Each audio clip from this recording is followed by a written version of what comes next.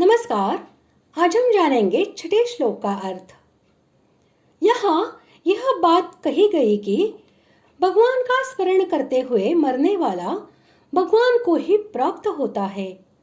इस पर यह जिज्ञासा होती है कि केवल भगवान के स्मरण के संबंध में ही यह विशेष नियम है या सभी के संबंध में है।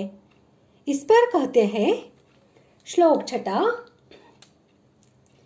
यं वापि स्मरन् भावन् त्यजत्यन्ते कलेवरं तमेवैति कौन्तेय सदा तद्भाव भावितः।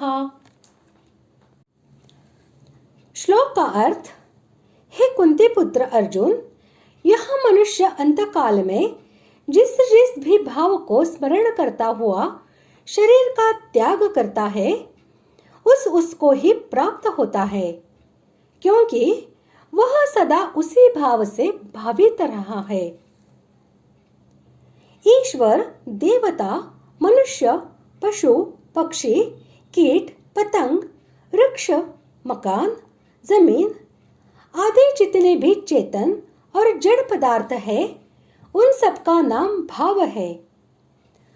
अंतकाल में किसी भी पदार्थ का चिंतन करना उसे स्मरण करना है। जिस अंतिम क्षण में इस स्थूल देह से प्राण, इंद्रिय, मन और बुद्धि सहित जीवात्मा का वियोग होता है उस क्षण को अंतकाल कहते हैं। मनुष्य जो कुछ भी कर्म करता है वह संस्कार रूप से उसके अंतःकरण में अंकित हो जाता है। इस प्रकार के असंख्य कर्म संस्कार अंतःकरण में भरे रहते हैं। इन संस्कारों के अनुसार ही जिस समय जैसा सहकारी निमित्त मिल जाता है वैसे ही वृत्ति और स्मृति होती है। जब सात्विक कर्मों की अधिकता से सात्विक संस्कार बढ़ जाते हैं उस समय मनुष्य सत्वगुण प्रधान हो जाता है और उसी के अनुसार स्मृति भी सात्विक होती है। इसी प्रकार राजस, तामस कर्मों की अधिकता से राजस, तामस संस्कारों के बढ़ने पर वह रजोगुण या तमोगुण प्रधान हो जाता है और उसके अनुसार स्मृति होती है। इस तरह कर्म, गुण और स्मृति तीनों की एकता होने के कारण इसमें से किसी को भी भावी योनि की प्राप्ति में हेतु बतला जाए तो कोई दोष नहीं है, क्योंकि वस्तुतः बात एक ही है। जमीन, मकान आदि का चिंतन करते करते मरने वाले को अपने गुण और कर्मानुसार अच्छी बुरी योनि मिलती है और उस योनि में वह अंत समय की वासना के अनुसार जमीन, मकान आदि जड़ पदार्थों को प्राप्त होता है। अभिप्राय यह है कि वह जिस योनि में जन्मेगा उसी योनि में उन स्मरण किए हुए जमीन, मकान आदि से उसका संबंध हो जाएगा। जैसे मकान का मालिक मकान को अपना समझता है, वैसे ही उसमें घोंसला बनाकर रहने वाले पक्षी और बिल बनाकर रहने वाले चूहे और चींटी आदि जीव भी उसे अपना ही समझते हैं। अतः यह समझना चाहिए कि प्रत्येक योनि में प्रत्येक जड़ वस्तु की प्राप्ति प्रकारांतर से ही हो सकती है।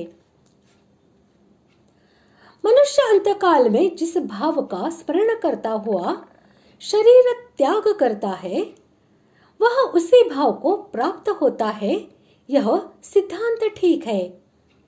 परंतु अंतकाल में किस भाव का स्मरण क्यों होता है यह बतलाने के लिए ही भगवान सदा तद्भाव भावितः कहते हैं।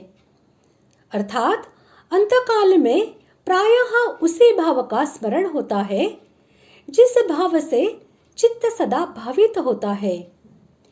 जैसे वैद्य लोग किसी औषध में बार बार किसी रस की भावना दे देकर उसको उस रस से भावित कर लेते हैं, वैसे ही पूर्व संस्कार, संग, वातावरण, आसक्ति, कामना, भय और अध्ययन आदि के प्रभाव से मनुष्य जिस भाव का बार बार चिंतन करता है वह उसी से भावित हो जाता है।